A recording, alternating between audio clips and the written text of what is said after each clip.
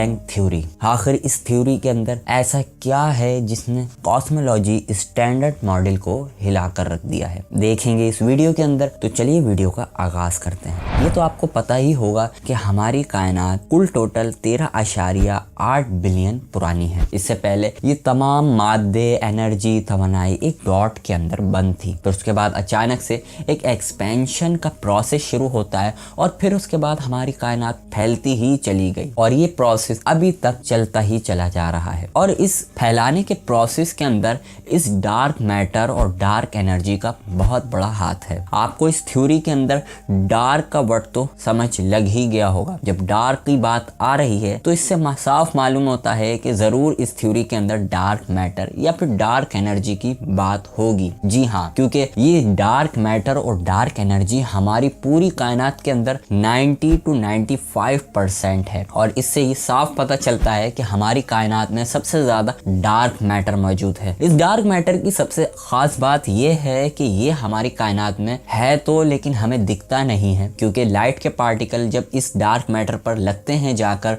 तो वो वापस रिफ्लेक्ट नहीं होकर आते, जिससे हम इसको नहीं देख सकते और ये विजिबल मैटर नहीं है। अब सवाल ये होता है कि जब ये दिखता नहीं है तो इसको कैसे डिटेक्ट किया गया। इसको वैसे तो 1930 में डिटेक्ट किया गया था कि जब फ्रिट्ज विक्की ने 1930 में 2 गैलेक्सीज को सर्च कर रहे थे। उन्होंने देखा कि 2 गैलेक्सीज के अंदर इतना ज्यादा मैस नहीं है कि जितना इनको होल्ड करने के लिए चाहिए, लेकिन फिर भी ये एक दूसरे के होल्ड हैं। आखिर जब इसको सर्च किया गया और देखा गया कि आखिर वो कौन सी एनर्जी है जो इन दोनों को होल्ड किए हुए है, तो इसके बारे में कुछ नहीं पता चला। लिहाजा इन्होंने इसको डार्क मैटर का नाम दिया गया कि कोई डार्क मैटर जैसा जरूर एलिमेंट मौजूद है जो कि इन दोनों गैलेक्सीज को होल्ड किए हुए हैं। स्टार्ट में इस थ्योरी को रिजेक्ट कर दिया गया था, लेकिन बाद में ये बात साबित हो गई कि हमारी कायनात के अंदर डार्क मैटर और डार्क एनर्जी नाम की चीजें हैं जो कि एंटी ग्रेविटी काम करती हैं, जो कि चीजों को फैलाती ही चली जा रही है इस कायनात के अंदर। जी हाँ, ये एक एंटी ग्रेविटी पार्टिकल्स हैं जो कि एक गैलेक्सी को दूसरी गैलेक्सी से दूर करते चले जा रहे हैं, और यही डार्क मैटर और डार्क एनर्जी है। इनके बारे में ज्यादा कुछ साइंसदानों को मालूमात नहीं है, क्योंकि हमें नहीं पता है कि ये डार्क मैटर किस चीज से बना है, कौन सा एलिमेंट या कौन से पार्टिकल से मिलकर बना है। लेकिन ये डार्क बिग बैंग जरूर इसके बारे में एक हवाला देती दिखाई देती है। वैसे तो इस डार्क बिग बैंग थ्योरी को बनाने के अंदर 2 साइंसदानों का हाथ है, एक कैथरीन फ्रीज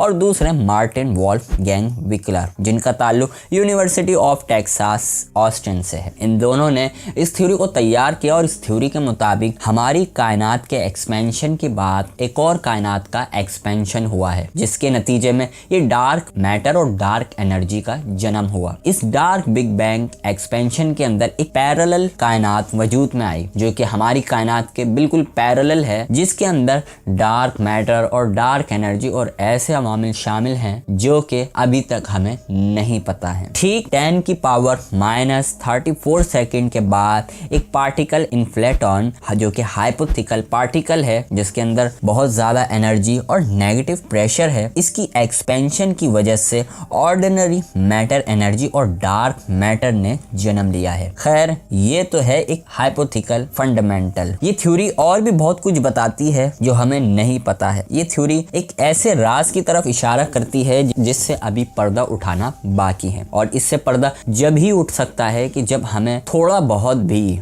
डार्क मैटर के बारे में पता चल जाए कि डार्क मैटर आखिरकार काम कैसे करता है। इस थ्योरी के मुताबिक ये भी कहा जाता है कि ये हो सकता है कि डार्क मैटर ने अभी तक अपनी कंडीशंस को बदल लिया हो, क्योंकि ये एक अरसे से हमारी कायनात में एक एंटी ग्रेविटी की तरह काम करती ही चली जा रही है। वैसे तो हमारी कायनात में कई साल के प्रोसेस के बाद क्वार्क्स और इलेक्ट्रॉन पैदा हुए, फिर उसके बाद 3,80,000 साल के प्रोसेस के बाद इलेक्ट्रॉन और न्यूक्लियाई ने जन्म लिया, जो कि एटम बनने की वजह बने, जिसको हम रीआयनाइजेशन भी कहते हैं। उसके बाद एटम के बाद हर मादे ने अपनी शक्ल इख्तियार करना शुरू कर दी, और फिर आहिस्ता आहिस्ता धीरे धीरे गैलेक्सीज, प्लैनेट और सब कुछ तैयार होने लगा और एक मुकम्मल निज़ाम तैयार हो गया। अब इस तैयार हुए निज़ाम को जो फैला रही है मुस्तकिल, वो है डार्क डार्क एनर्जी और डार्क मैटर, जो कि हम नहीं जानते कि वो आखिर क्या है। लेकिन डार्क थ्योरी इसके बारे में ये कहती है कि डार्क मैटर हमारी कायनात में नहीं बल्कि पैरेलल कायनात से आया हुआ मादा है, जो कि पैरेलल कायनात के अंदर पैदा हुआ और उसके बाद ही हमारी कायनात के अंदर एक्सपेंशन का प्रोसेस करता ही चला जा रहा है। पहले तो ये माना जाता था कि एक वक्त में एक्सपेंशन के बाद डार्क मैटर रुक जाएगा, लेकिन ऐसा अभी तक कुछ नहीं हुआ, ना ही ये रुका है और ना ही ये प्रोसेस एक्सपेंशन का ठहरा है। और इस तरीके से